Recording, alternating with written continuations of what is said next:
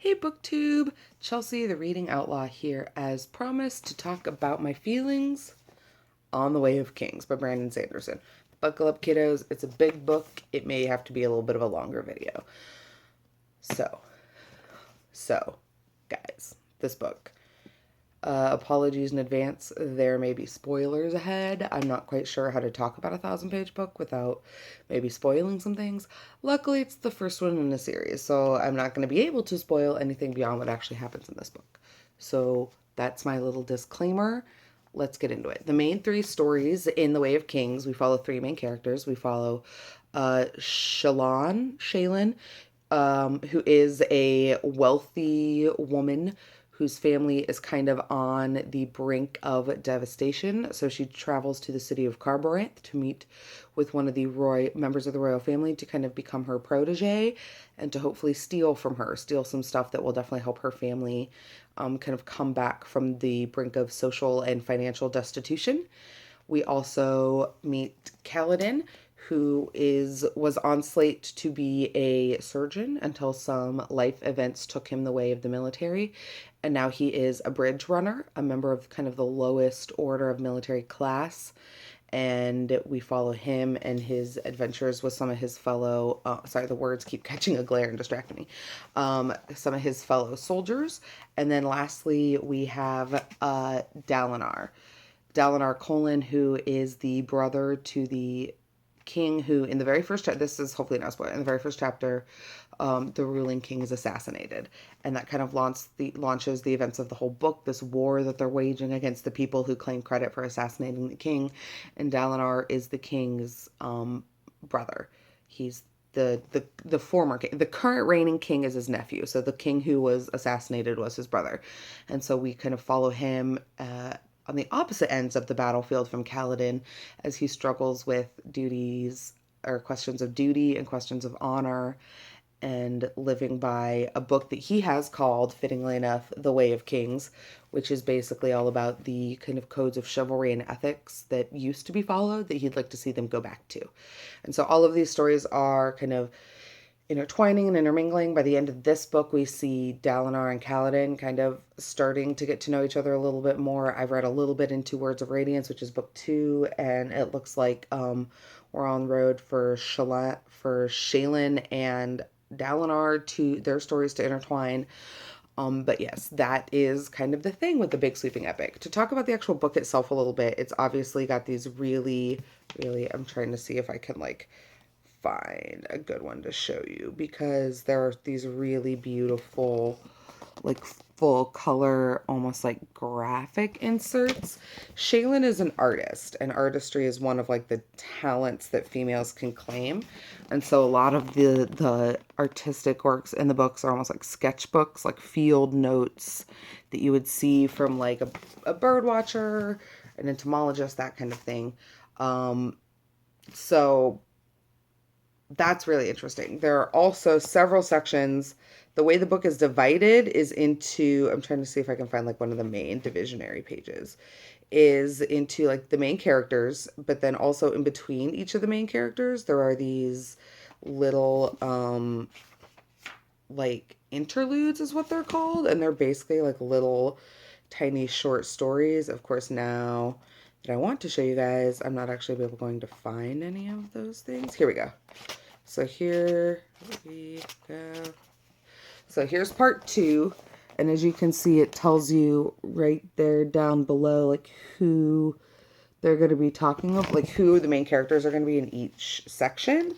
And then there are these, like I said, there's more artwork. So I just really like this book as like a physical object. You know, I've read several interviews with Brandon Sanderson where he said he was basically trying to do this like combination of epic novel, short stories, and graphic novel all into the same like unit.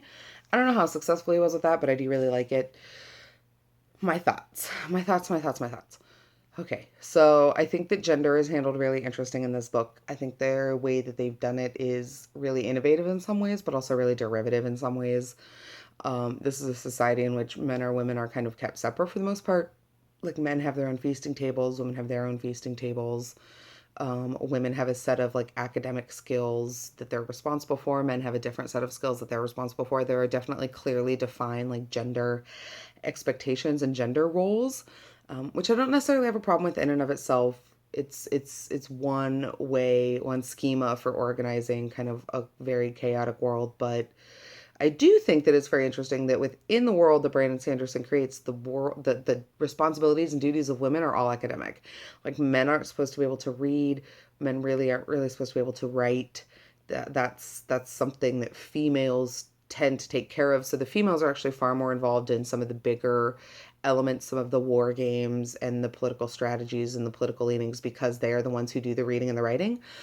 There's also this really weird thing where women have safe hands. Like the wealthier women have one hand that they keep covered and retracted inside a sleeve, and do everything else with their other hand. And of course, those women of lesser wealth and lesser status don't keep this hand. That's another marker or signifier of difference. We haven't really had that explained to us yet, like why that is or where that's coming from. I don't necessarily know that it needs to be explained, but there you go. It hasn't been explained yet. Other than that, I think that the other really big thing that sticks out to me in this book, other than some of the ways that they do gender, because that always sticks out to me, um, is the question of honor and being honorable and whether or not it's possible to be both honorable and at war at the same time. Kaladin goes through several kind of struggling questions as a former surgeon, taught by his father. He struggles with killing versus giving life and whether it's possible to kill to give life, kind of in the bigger picture sense. And he goes through quite a few things that make those answers muddled for him, and I can't really blame him. I also, Dalinar goes through these struggles of he and his son and his men to follow the code, the way of kings, which of course is very rigid, very chivalrous, very kind of antiquated in Adelin's mind.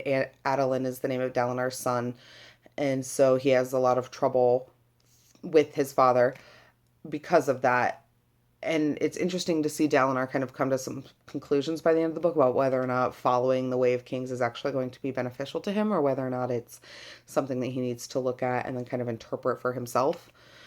I think that's really interesting. And I think the last thing I want to talk about in this book is the issue of the Persian. Well, not the last thing. I want to talk about two things. One, I just want to touch on real quick, and that is that there's some really interesting bylines coming through of sanity, what makes a person sane and what makes a person not. Several of our main characters, including Dalinar, have kind of these visions or these kind of lapses in reality.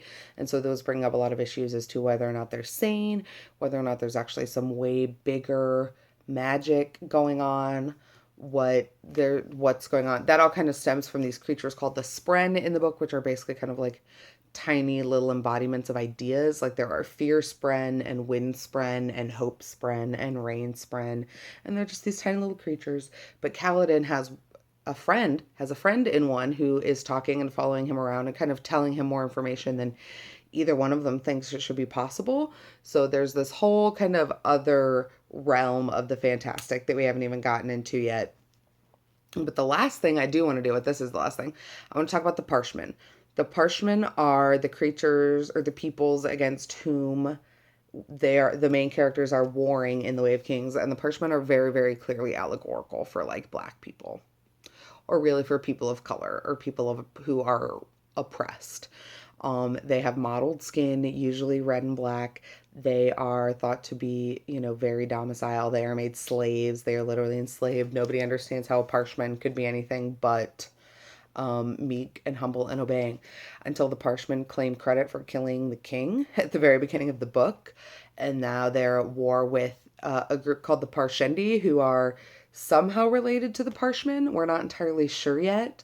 But the Parshendi are fierce, fierce warriors. And so there's a lot of questions about how a species that before now has been considered so demure and so facile and so kind of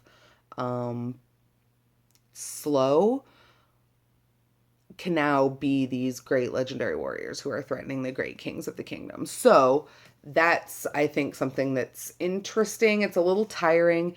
It's that trope of like oh, we are oppressing the peoples, but do we understand the people we oppress? Do we need to understand them? Can't we just oppress them? Why are they different from us? Doesn't matter why they're different from us. And a lot of that going on. And those are all very, very valid questions, but it's just a little much in 1,000 pages. And it looks like there's going to be even more than the second book. So, all right, guys, 10 minutes long. My arm is tired, and that about wraps up my thoughts for The Way of Kings. They were incoherent. I didn't really come to any conclusions, but I just wanted to share my thoughts with you guys. If you've read it, let me know down below what you thought. If you haven't read it, let me know why not. And if nothing else, I will plan on catching you guys around the internet. As always, like, subscribe, and have a wonderful day. Bye.